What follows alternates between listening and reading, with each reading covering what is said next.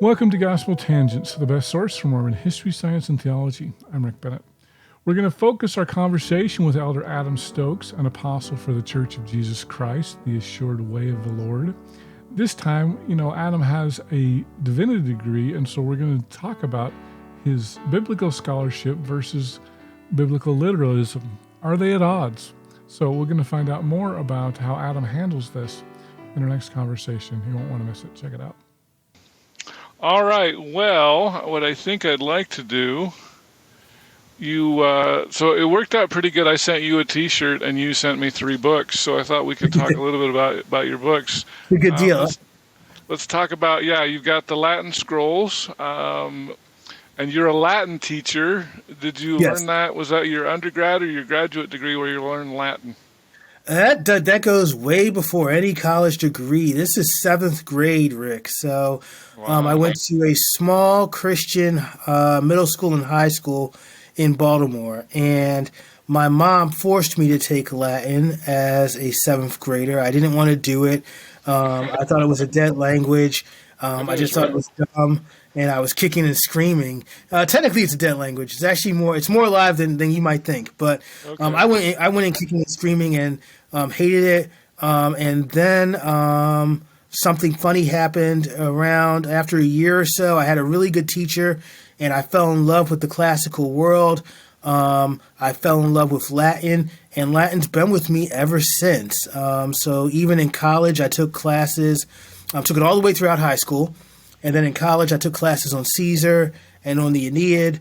And then in grad school, I read the scriptures, the Bible, in Latin, in the Latin Vulgate. And in grad school, I did a lot.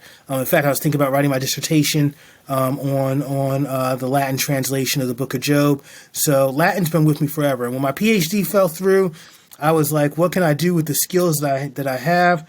And so that led me to teaching in secondary education. So I've taught basically every type of student you can imagine.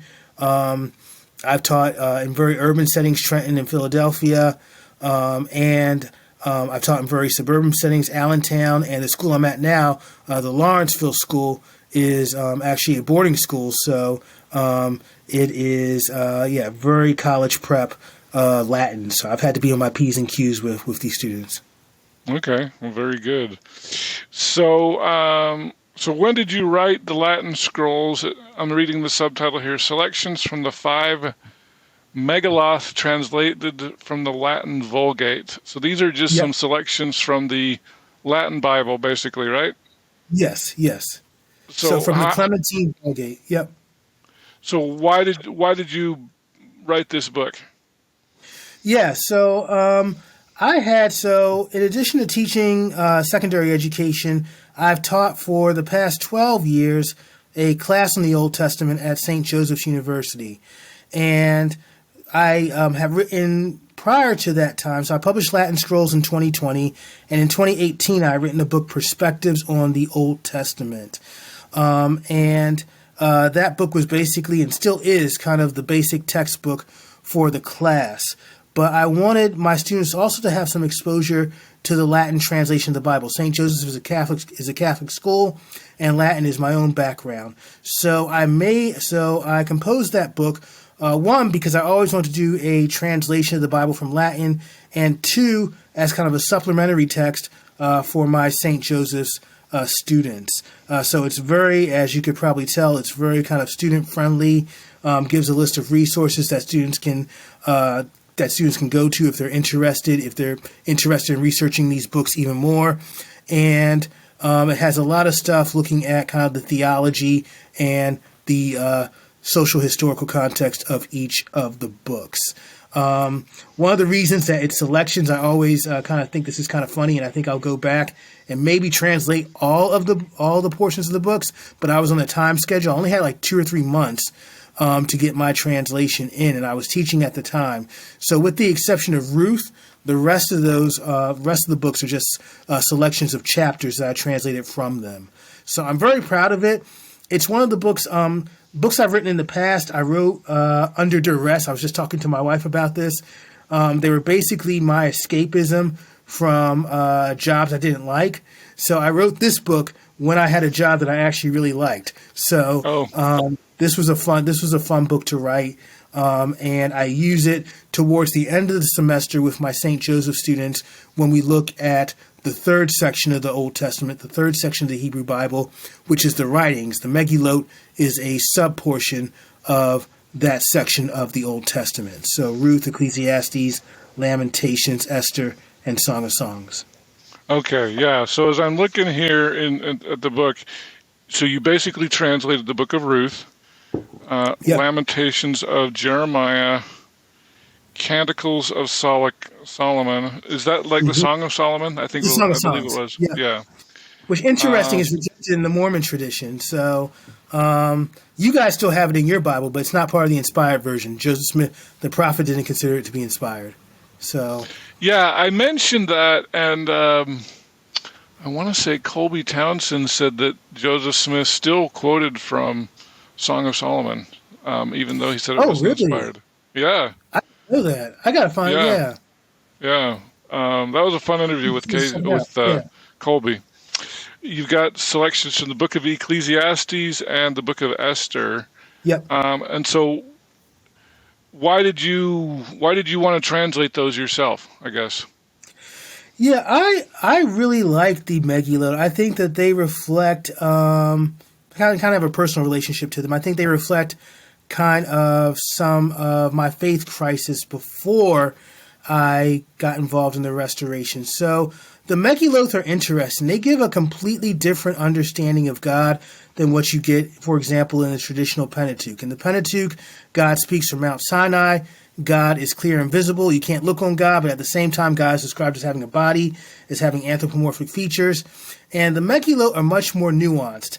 In fact, Song of Songs and Esther, I think this is one of the reasons Joseph Smith didn't like Song of Songs either, they don't explicitly mention God. Now, it gets in the history of interpretation, Song of Songs is interpreted allegorically as a love poem between God and the church, but on the surface level, doesn't explicitly mention God. And then some of the other books, God is much more indirect. So in the book of Ruth, God speaks, God interacts through human interaction. How we love each other, how we provide for each other is how God acts. And then in Ecclesiastes, God is somewhat more arbitrary. So the world has its chaos, the world has its kinks, and that's just the way God has made it.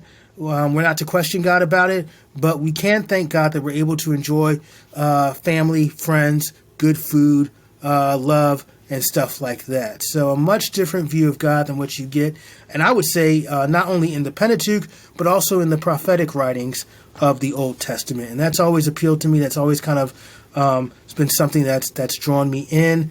I do think God speaks in our time and in this world, but I think there's still there's a part of me that still feels like these books speak to me, and they spoke to me at a time when I was trying to figure out who I was and where I was going. So one of the things that I found really interesting, I think most LDS people are familiar with the story of Ruth and Esther, but I noticed in your translation, you referred, we would say Boaz, and you spelled it B-O-O-Z, looked like booze. Is that a more accurate translation for his name? No, yeah, it's interesting you mentioned that, Rick. So that I kept the B-O-O-Z spelling because that's how his name is spelled in the Latin. Okay. Interestingly enough, the Latin gives us, in many ways, what the Hebrew would have been pronounced like. So if you go to your, if you take a Hebrew manuscript, say you have a Jewish friend who's doing a bar mitzvah or something like that. If you look at a Torah scroll, that text is pointed with vowels so that you can read it. But those vowels were introduced much later by a group, not to get too off topic here, known as the Masoretes.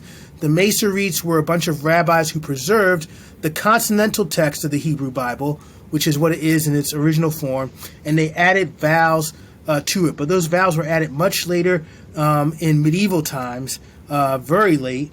So we don't know how they would have pronounced. I mean, we have an idea based on some of the consonants in the Hebrew Bible, how stuff might have been pronounced, but we don't know exactly how they would have pronounced it.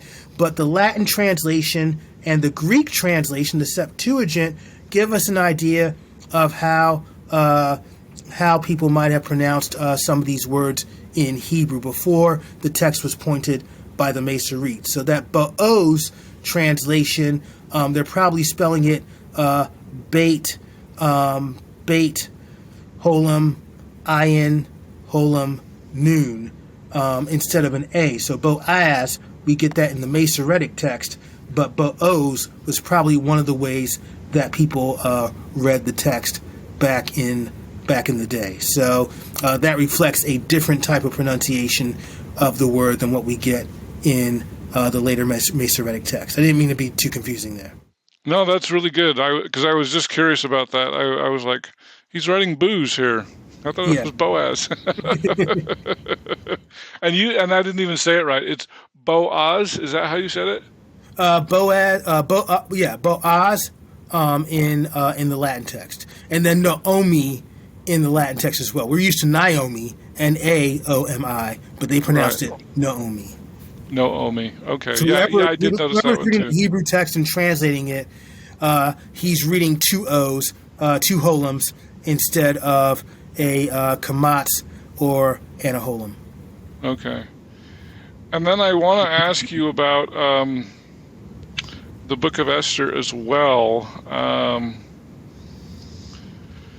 It's my understanding, and you're the divinity expert, not me, so please correct me where I'm wrong. But some people have said that the Book of Esther specifically is kind of anachronistic, and they're almost a novel instead of historical. Was Esther a real person? I guess I want to ask that. That's a really good question. I guess in the tradition, if I'm giving a restorationist answer, yes. If I'm giving a biblical scholar answer, no. So most people would say that Esther is a historical novel.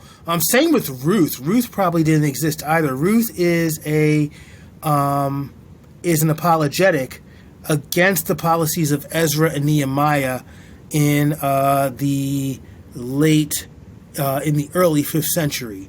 So Ezra and Nehemiah practice this policy of racial exclusivism. They kick anybody out who's not Jewish, who's not from the lineage of Israel. And the book of Ruth is written to show, anybody who follows God is to be accepted by God.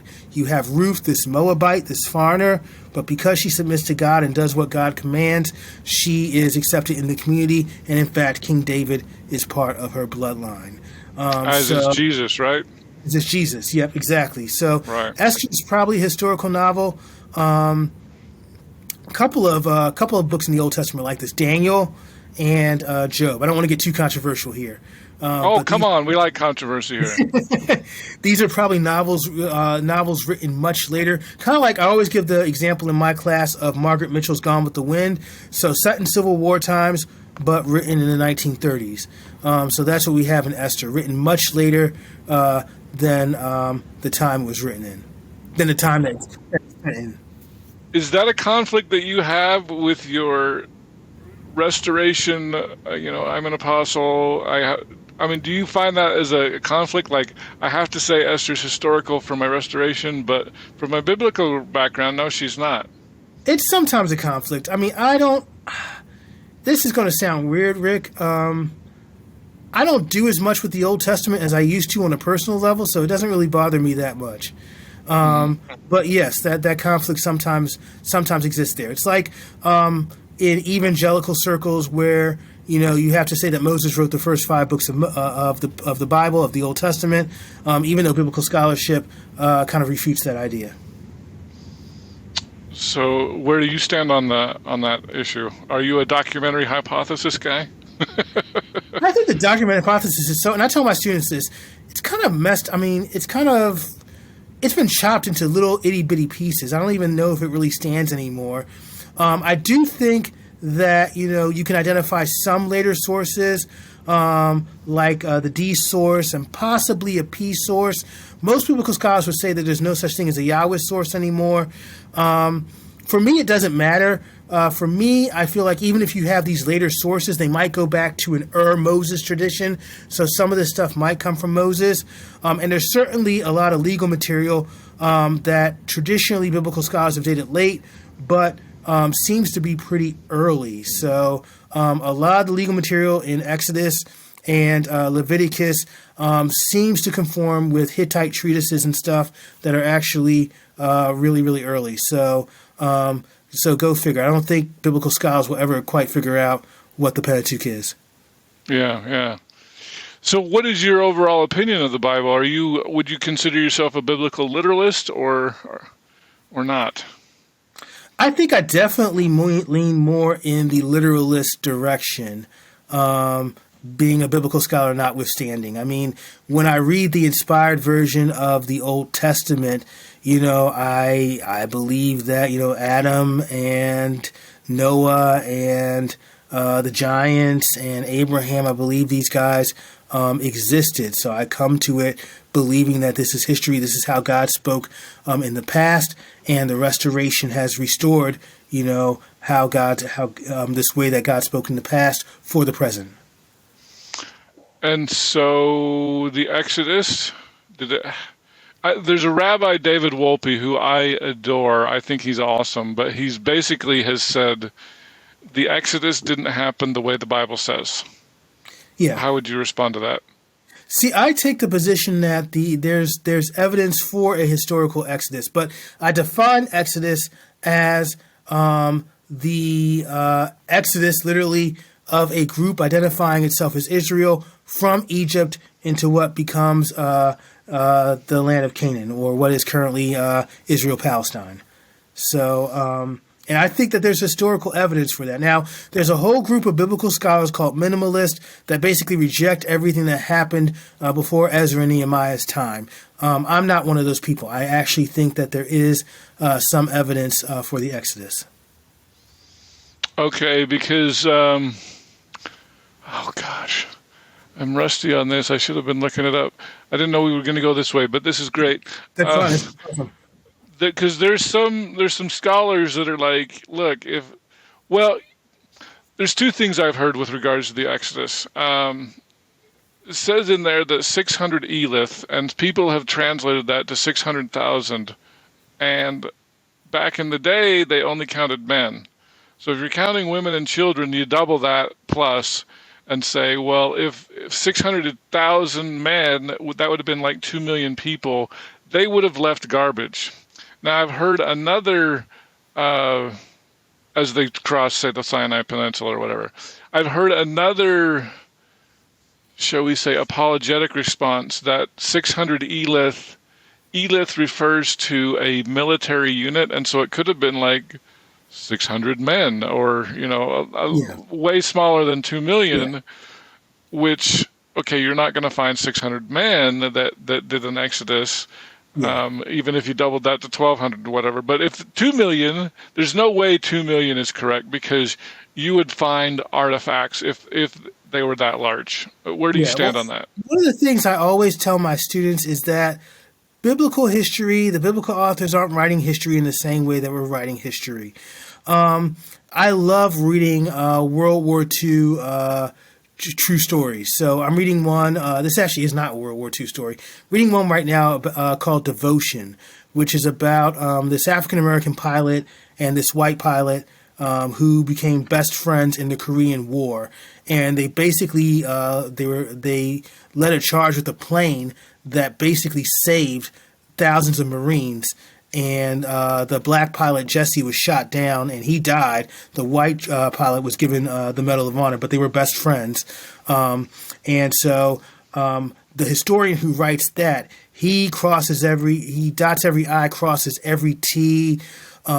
He's talking about, how many sharecroppers were Jesse was working with when he was a boy and everything. It spent 14 years doing research for this book. Biblical history is not like that. Biblical writers are not like that.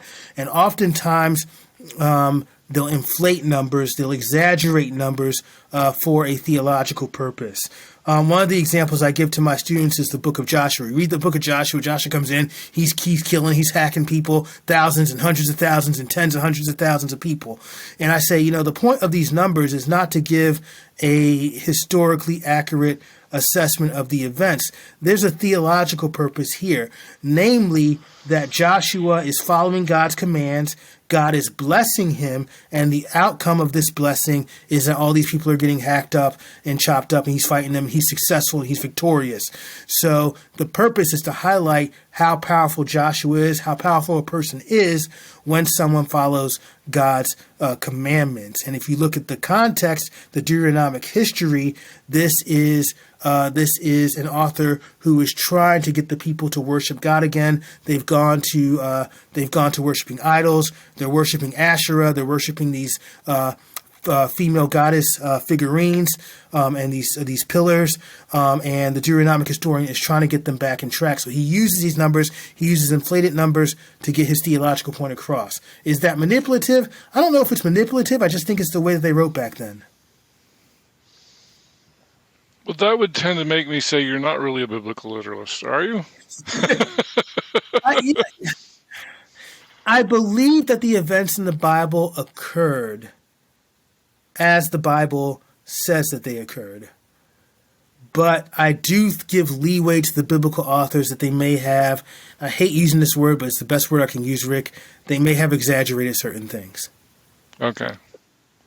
I hate using that word. I wish I could find another word, but they may have elaborated certain things. So are you a young Earth guy or an old Earth guy? Old Earth guy, yeah. Old Earth. So the Earth is millions of years old, not 6,000. Yes. Oh, well, that's interesting. Then you can't be a literalist, can you? But, I mean, there's a tradition of people interpreting. We didn't get six-day creationism until the 19th century. There's traditions. I mean, Jewish rabbis and even Muslims, even though the Bible wasn't really relevant for them, but they always interpreted the creation story. Genesis 1 is referring to, each day referring to thousands of years. So there's a history of interpretation behind that. Now, I have more problems, I'll just admit this, with evolution. And I think there I'm more of a biblical literalist. But I think it's perfectly acceptable to be an old Earth, to take the old Earth view that the Earth is millions of years old. And I think that corresponds to the fossil record. Okay, so you're geologically an old Earth guy, but you don't like evolution? Yeah, I guess that's a good way of saying it. Yeah. That's interesting. Worldwide flood? Yes, absolutely. You believe in a worldwide flood? Yes. Because I read all three of your books and now I'm getting them mixed up. Well, the one book, the From Egypt to Ohio book, I think my big hang up with evolution is not that, I think everything promotes an agenda. I think it promotes a specific agenda. But in my view, I think that humanity is kind of de-evolved from what it was. Now, I know that that may sound weird, but I think that we were greater, we were stronger, and better fit human beings than we are now. So kind of, I take the opposite way, that we have de-evolved somewhat rather than evolved. But. So, do you know Steven Pinker? Do you know who he is? Name's familiar. He's a Harvard guy, and he's basically like, we used to kill so many more people. We're so much more civilized now. So he's going the opposite. He's like, we've evolved to be better people. We're more peaceful than we've ever been. I think we're definitely more peaceful than we've ever been. But whether physically, are we the pinnacle of humanity? I would debate that. Just my own personal opinion. So I'm not going to run to school and say, hey, you better teach creationism or something like that. But just my own personal opinion. I hope you enjoyed our conversation with Elder Adam Stokes. In our next conversation, we're going to talk about whether he thinks that biblical scholars take the Bible seriously enough. I know this seems like I'm trying to balance out two different views, and maybe I am.